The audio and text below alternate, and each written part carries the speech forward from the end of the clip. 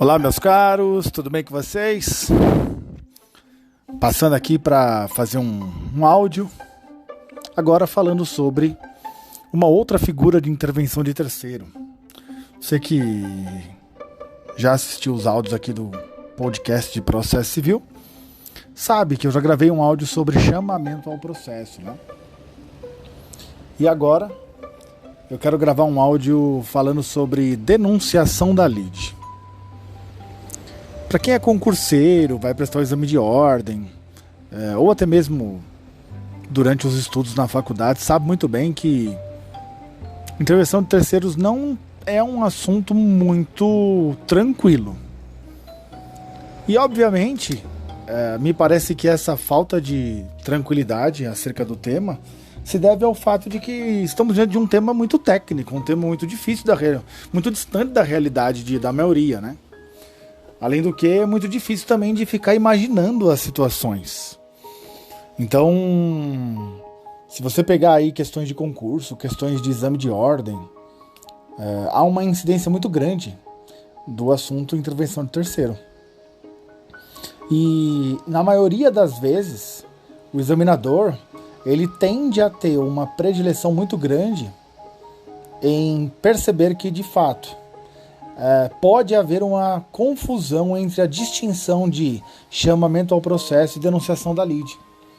É verdade que elas são diferentes, mas elas possuem alguns pontos semelhantes, e isso às vezes faz a gente, entre aspas, confundir, né? Bem, vamos falar sobre denunciação da lide então. Queridos, denunciação da lide, ela é uma intervenção de terceiro provocada. Portanto, eu preciso de iniciativa de alguém que está dentro do processo.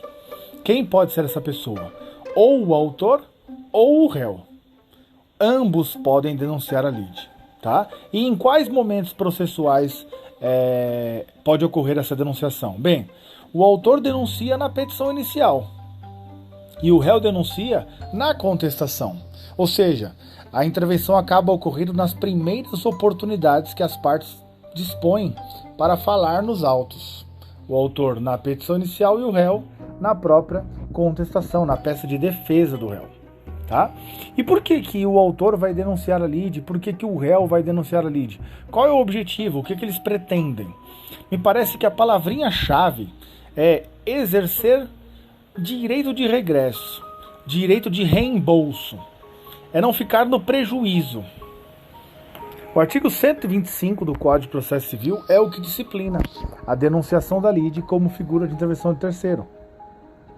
E ele contempla duas situações em específico.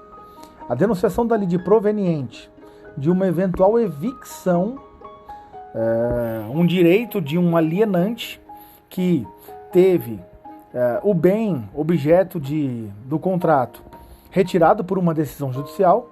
Pois bem, essa pessoa que comprou esse bem, ela tem direito de receber o valor que ela pagou deste bem do adquirente.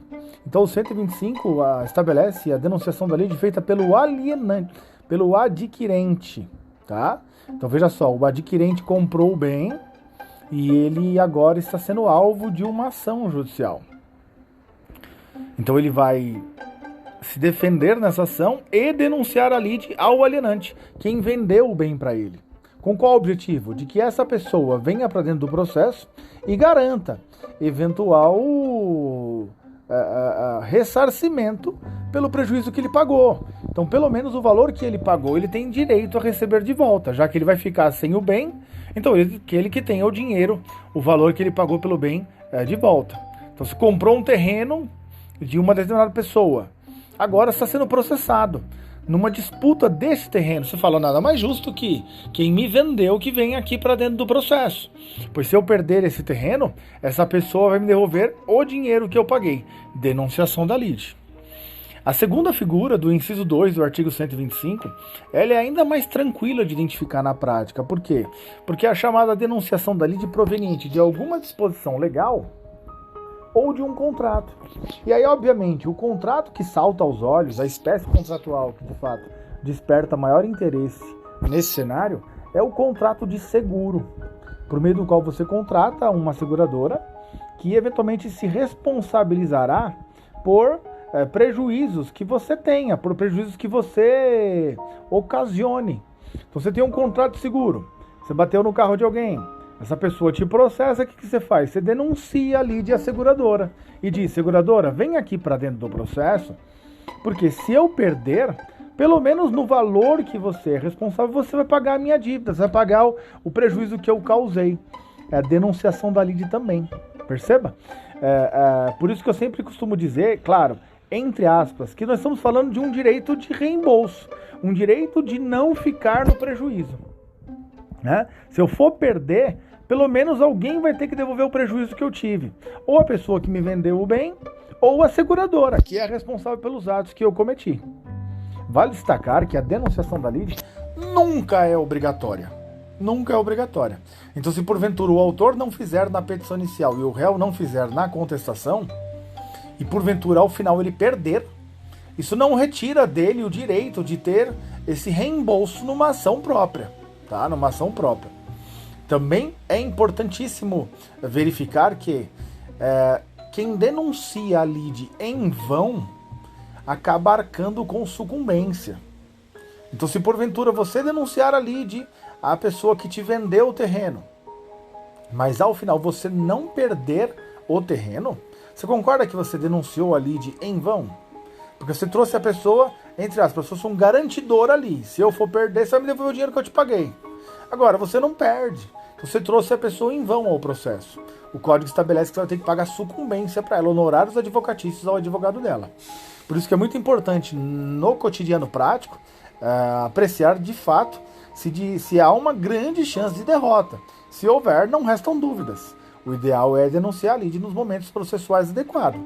Agora, se houver chances reais de vitória, pode não ser interessante denunciar a lide. O autor denuncia na petição inicial, o réu denuncia na contestação. Somente cabe denunciação da lide no processo de conhecimento, tá? Não tem denunciação da lide no processo de execução. É muito importante tomar cuidado com relação a isso.